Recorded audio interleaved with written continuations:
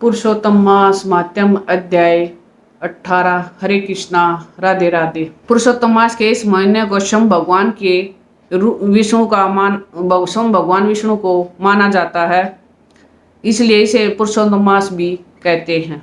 इस मास में किए गए व्रत, जप, तप, दान और पूजा पाठ का फल सामान्य दिनों की अपेक्षा में कई गुना होकर मिलता है। इस माह में तीर्थ यात्रा और दान करने से व्यक्ति के पिछले जन्मों के पाप कट जाते हैं। यह मास सांसारिक मोह माया से दूर रहकर विशुद्ध भक्ति और अच्छे कर्म करने के लिए उत्तम माना गया है। अब श्री गणेश जी महाराज और अपने गुरुदेव को याद करते हुए पुरुषोत्तम मास माध्यम अध्याय 18 को सुनते। सिद्धि सिद्धि के दायका देवों के सरताज, मंगलकारी देव प्रभु रखियो मेरी लाज। बोलो गणेश जी महाराज की जय। सतगुरु की महिमा अनंत, अनंत किया उपकार, लोचन अनंत उगाड़िया, अनंत दिखावन हार। बोलो गुरुदेव महाराज की जय। कल हमने पुरुषोत्तम मास माध्यम अध्याय में सुना था कि किस प्रकार सुरेश शर्मा ब्राह्मण के पुत्र की मृत्यु के पानी में डूबकर हो गई और वे विलाप करते भगवान श्री हरि से प्रार्थना कर रहे थे। आगे की कथा हम पुरुषोत्तम मास माध्यम अध्याय 18 में शुरू करते। बोले, हे तुपुन दे। उसके बाद साक्षात भगवान वाल्मीकि मुनि ने राजा दर्दनवा को क्या कहा सो आप कहिए। श्री नारायण बोले, वह राजर्षि दर्दनवा अपने पूर्व जन्म का वृतांत सुनकर आश्चर्य करता हुआ मुनि श्रेष्ठ वाल्मीकि मुनि से क्या पूछता है। दर्दनवा बोला, हे ब्राह्मण, आपके नवीन नवीन सुंदर अमृत के समान वचनों को बारंबार पान करने पर भी मैं तृप्त नहीं होता, इसलिए पुनः उसके बाद का वृतांत कहिए। वाल्मीकि मुनि बोले, हे जगतिपते, इस प्रकार उस ब्राह्मण के विलाप करते समय गर्जना से दसों दिशाएं गुंजित करता हुआ असमय में होने वाला वेग आया और पर्वतों का पानी के समान तीक्ष्ण स्पर्शों वाला वायु बहने लगा और बिजली चमकती हुई अपनी आवाज का 10 दिशाओं को पूर्ण करती हुई इस तरह का 1 मास तक वृष्टि हुई और जिस जल में पृथ्वी भर गई, परंतु पुत्र शोक रूप अग्नि के ताप से संतप्त हुआ ब्राह्मण कुछ भी नहीं जान सका, न तो जलपान किया और न ही भोजन किया, केवल हे पुत्र इस प्रकार कहकर विलाप करते हुए ब्राह्मण का समय जो मास व्यतीत हुआ वह श्री कृष्णचंद्र का प्रिय पुरुषोत्तम मास था। सोना जानते हुए ब्राह्मण को पुरुषोत्तम मास का सेवन हो गया और उस पुरुषोत्तम मास के सेवन से अत्यंत प्रसन्न नूतन मेघ के समान श्याम वर्ण वनमाला से भूषित श्री हरि भगवान स्वयं प्रकट हुए। जगत के नाथ भगवान के प्रकट होने पर मेघ समूह गायब हो गए और उस ब्राह्मण ने पुरुषोत्तम श्री कृष्णचंद्र को देखा और दर्शन होने के साथ ही गोद में लिए हुए पुत्र के शरीर को जमीन पर रखकर स्त्री सहित ब्राह्मण श्री कृष्ण के भगवान को दंडवत नमस्कार करता हुआ हाथ जोड़कर श्री कृष्ण भगवान के सामने खड़ा होकर श्री कृष्ण भगवान ही हमारे रक्षक हो ऐसा विचार करता हुआ भगवान भी पुरुषोत्तम की सेवा से प्रसन्न हो अमृत वृष्टि करने वाले अत्यंत मधुर वाणी से बोले। श्री हरि भगवान बोले, वो सुदेव, तुम धन्य हो, इस समय आप भाग्यवान हो, तुम्हारे भाग्य के वर्णन करने में त्रैलोक्य में कौन समर्थ है। हे वत्स, हे तपोधन, जो तुम्हारा होने वाला है उसको हम कहेंगे, तुम सुनो।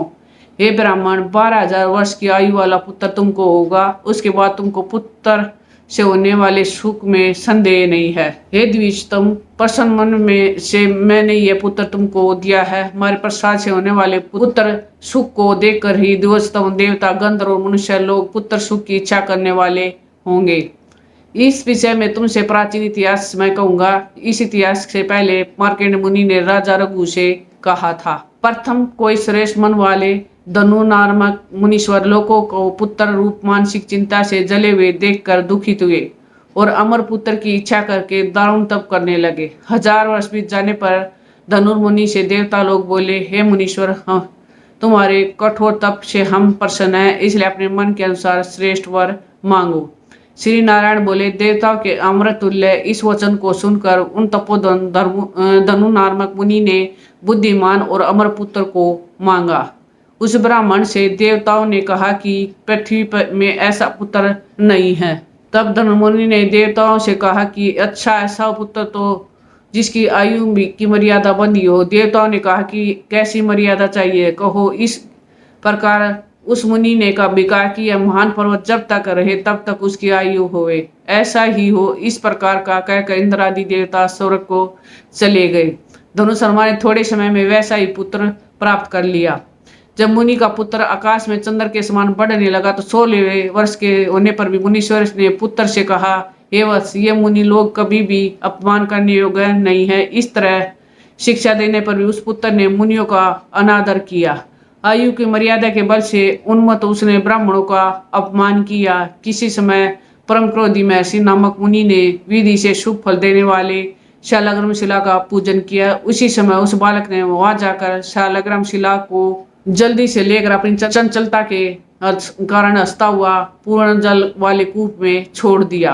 क्रोध से युक्त उस काल रुद्र के समान महर्षि मुनि उस धनुमुनि के पुत्र को शाप दिया कि यह अभी मर जाए, परंतु उसे मृत्यु न देकर मन में मृत्यु के कारण का ध्यान किया। देवताओं ने इस धनुमुनि के पुत्र को निमित आयु वाला बनाया था। इस तरह चिंता करते हुए महिष मुनि ने लंबी सांस ली, जिससे कई कोटि महर्षि पैदा हो गए और महर्षियों ने पर्वतों को टुकड़ा टुकड़ा कर दिया। उसी समय मुनि का दुर्मद लड़का मर गया।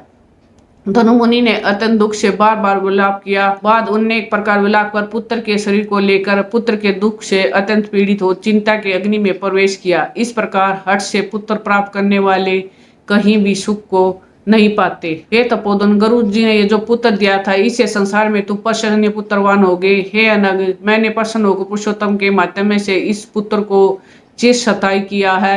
यह तुमको सुख देने वाला हो। पुत्र के साथ सर्वदा अग्रत आश्रम के सुख को भोगने के बाद तुम ब्रह्मलोक को जाओगे। वहां उत्तम सुख देवताओं के व्रत से 1000 वर्ष पर्यंत भोग कर पृथ्वी पर आओगे। हे दिवोत्तम, या तुम चक्रवर्ती राजा होगे। दर्द नाम से प्रसिद्ध तथा सेना सवारी से युक्त 10,000 वर्ष पर्यंत पृथ्वी पर राजा का सुख भोगोगे। इंद्र के पद से अधिक अखंड बल और ऐश्वर्य होगा। उस समय वह गौतमी स्त्री पटरानी होगी। नित्य पति सेवा से तत्पर और गुण सुंदरी नामक वाली होगी। राजनीति विचार तुमको 4 पुत्र होंगे और सुंदर मुख वाली महाभागा सुशीला नाम की कन्या होगी। हे महाभाग, सुरों और असुरों के दुर्लभ संसार में सुखों को भोग कर तुम संसार रूपी समुद्र को पार करने वाले विष्णु भगवान को जब भूल जाओगे, तब वे विप्र उस समय वन में यह तुम्हारा पुत्र शुभ पक्षी होकर वट वृक्ष के ऊपर बैठकर वैराग्य पैदा करने वाले श्लोक को बार बार पढ़ता हुआ तुमको इस प्रकार बोध कराएगा। सुख पक्षी के वचन को सुनकर दुखित मन होकर घर जाओगे। संसार के विषय सुखों को छोड़कर चिंता रूपी समुद्र में मगन हे भूसुर, तुमको वाल्मीकि मुनि आकर ज्ञान कराएंगे। उनके वचन से निसंदेह शरीर को छोड़कर हरि भगवान के पद को दोनों स्त्री पुरुष तुम जाओगे, जो कि पद आवागमन से रहित कहा गया है। इस प्रकार महाविष्णु के कहने पर ब्राह्मण बालक उठ खड़ा हुआ और दोनों स्त्री पुरुष ब्राह्मण के पुत्र को उठा हुआ देखकर अत्यंत आनंदित हो गए। सब देवता लोग भी संतुष्ट होकर पुष्पों की वर्षा करने लगे। सुखदेव ने भी श्री हरि और माता पिता को प्रणाम किया। उस ब्राह्मण को पुत्र के साथ देखकर गुरु जी भी अत्यंत प्रसन्न हुए। उस समय चकित होकर ब्राह्मण ने श्री हरि भगवान को नमस्कार किया और हाथ जोड़कर हृदय में होने वाले संदेह को दूर करने के लिए हर्ष के कारण गदगद वचन में जगदीश्वर बोले, हे हरि, मैंने 1000 वर्ष पर्यंत लगातार अत्यंत दुष्कर तप किया और उस समय मेरे को अपने वहां आकर जो कठोर वचन कहा कि वत्स, हमने अच्छी तरह देखा कि इस समय तुमको निश्चय पुत्र नहीं है। हे हरे, उस वचन का उल्लंघन कर मेरे मृत पुत्र को जीवित करने का कारण क्या है, सो आप कहिए। श्री बृहत नारदीय पुराण पुरुषोत्तम मास माध्यम अध्याय 8 अध्याय संपूर्णम। आगे की कथा हम पुरुषोत्तम मास माध्यम अध्याय 19 में सुनेंगे। अब मेरी एक बात सुनो, कर्म अगर आपके अच्छे हैं तो किस्मत आपकी दासी है, नियत आपकी अच्छी है, घर में ही मथुरा काशी है। याद रखना। एक और बात, जब ये हमारा जीवन क्षण भंगुर है, अभी नहीं, इसका कोई भरोसा नहीं, तो कलयुग के प्रवाह से बचने के लिए हमें क्यों ना ज्यादा से ज्यादा नाम जाप करें। याद है ना कि कलयुग केवल नाम आधारा, सिर्फ नाम जाप करके हम भक्ति मुक्ति शक्ति सब कुछ पा सकते हैं। इसलिए प्रेम से, मन से, भाव से हर समय भगवान का नाम जाप करते रहिए। हरे कृष्णा कृष्णा कृष्णा हरे हरे, हरे Ram Ram Ram Hare Hare. Please in video को ज़्यादा से ज़्यादा शेयर कीजिए, अपने शास्त्रों का ज़्यादा से ज़्यादा प्रचार कीजिए, ये भी एक सेवा है। Radhe Radhe. Please like share और सब्सक्राइब कीजिए।